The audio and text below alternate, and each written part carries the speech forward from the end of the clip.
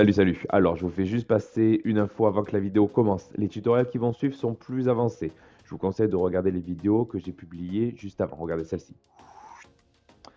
Les miniatures sont vertes comme au ski, donc ça veut dire que c'est facile, d'accord? On va se référencer par rapport aux couleurs de miniature pour savoir si c'est facile, un peu moins facile, etc., etc. D'accord? Si vous voulez approfondir donc la formation initiation, je viens de finir d'écrire, de tourner et d'uploader toute la formation sur Udemy. Il y a à peu près 1 heure et demie. Regardez, je vous fais un petit aperçu. Voilà. Il y a des exercices pratiques pour chaque vidéo, des quiz, des activités et tout ce que la plateforme peut proposer finalement. Je vous mets le lien dans la description et le code promo. Udemy fait une offre de lancement pendant 1 mois, alors allez-y, profitez-en. Bon, on retourne à la vidéo alors. Oh, j'ai changé de vêtements maintenant. Aujourd'hui, nous allons voir une fonction qui va nous servir à créer des indicateurs temporels. Cette fonction s'appelle datif. Elle permet de calculer l'écart entre deux dates. Elle est super utile car elle peut compter et même décompter le temps qui passe. Très utile quand on a un métier qui nous oblige à surveiller des trucs. Bon, je vais vous montrer quelques exemples concrets.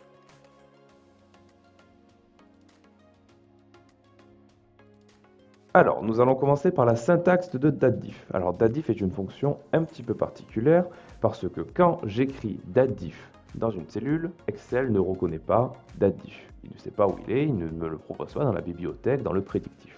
Par contre, si j'ouvre la parenthèse, datif va apparaître sans son argumentation. Ce qui veut dire que datif, vous devez la connaître par cœur. Bon, ça tombe bien, c'est très facile à connaître. Le premier argument, c'est date de début.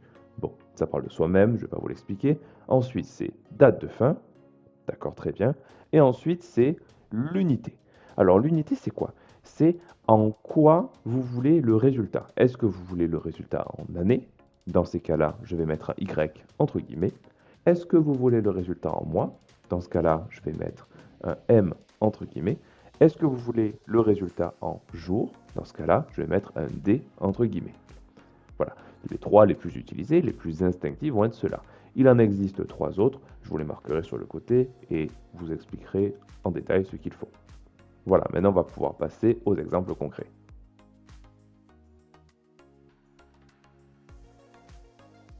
Ici, nous avons le tableau RH d'une association locale. Nous avons quelques colonnes, mais nous avons surtout 2 colonnes qui nous intéressent, la date d'inscription et la date de naissance. Alors, avec la date de naissance, je vais pouvoir calculer l'âge. Qu'est-ce que je vais pouvoir écrire?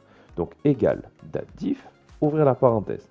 Nous avons dit que le premier argument, c'est la date la plus ancienne, la date de départ. Donc, il me semble qu'on est né le jour de notre date de naissance, point virgule. On va faire la date de fin avec la date d'aujourd'hui. Donc je vais pouvoir écrire aujourd'hui, ce qui va utiliser la fonction aujourd'hui. Attention, fermez bien la parenthèse pour aujourd'hui.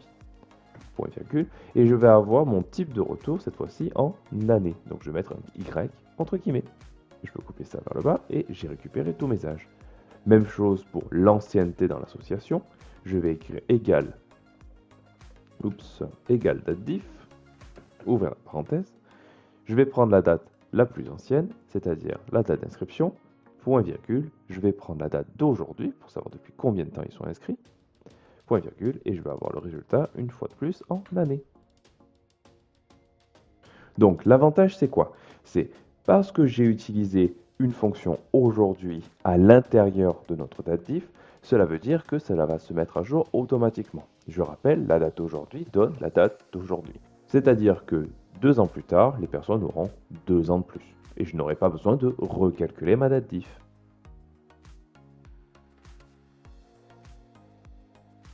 Alors, nous arrivons dans cet exemple. Nous avons 2 colonnes à calculer. La première étant comme l'exemple juste avant, nous allons calculer un délai accordé, c'est-à-dire la différence entre la date de facturation et la date ultime de paiement. Comment je vais faire ça? Je vais écrire égal, date diff, ouvrir la parenthèse, prendre ma date de facturation, point virgule, ma date de paiement, point virgule, et cette fois-ci mon retour, je vais le vouloir en jours. Donc je mets un D entre guillemets. J'appuie sur Entrée et hop, je me rends compte que j'ai à chaque fois à peu près 1 mois. Très bien. Maintenant, pour calculer le délai restant, c'est là où on va pouvoir décompter. Donc on va compter à partir de la date ultime de paiement. Donc je vais écrire égal date diff, et cette fois-ci en premier argument, je vais écrire aujourd'hui. Point virgule, la date ultime de paiement. Et pareil, je vais le vouloir en jours. Je me retrouve avec une erreur. Pourquoi j'ai une erreur? C'est simplement parce que la datif ne peut pas écrire un nombre négatif. Alors comment je vais gérer ce genre d'apparition, ce genre de hashtag nombre, hashtag valeur, hashtag NA? Je vais utiliser une autre fonction qui s'appelle si-erreur. Comment je vais faire ça? Je vais me placer devant la datif et je vais écrire si-erreur. Si-erreur me demande deux arguments. Elle est extrêmement simple. Le premier, c'est ce que vous voulez changer en erreur. Donc vous n'avez même pas à écrire le premier. Donc là, en l'occurrence, c'est datif, ouvrir la parenthèse, aujourd'hui, blablabla, blablabla. D'accord? Maintenant, c'est valeur si erreur. Qu'est-ce que j'écris au cas où il y a une erreur? Ben, je vais écrire égal, enfin, entre guillemets, pardon, en retard.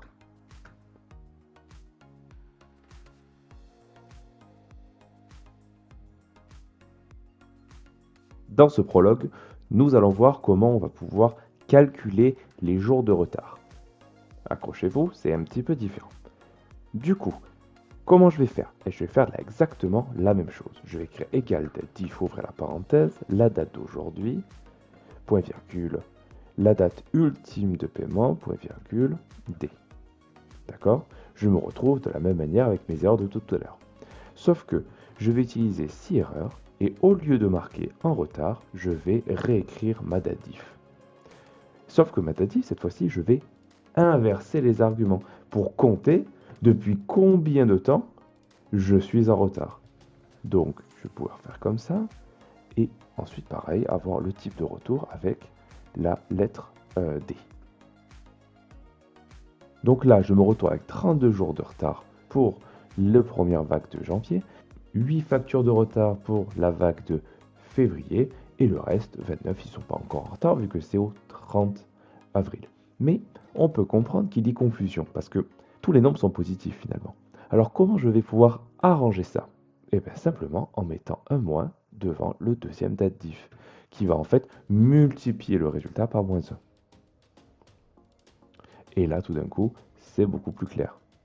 Maintenant, avec un petit peu de magie, on fait apparaître des mises en forme conditionnelles et l'autre suivi est beaucoup plus clair. Voilà. Clap de fin. Alors, j'espère que cette vidéo vous aura plu. La datif est un outil indispensable quand il s'agit d'utiliser les dates. Dans une autre vidéo, on verra l'utilisation d'autres fonctions qui sont nettement plus simples. Bon, d'ici là, je vous souhaite une très bonne journée et salut!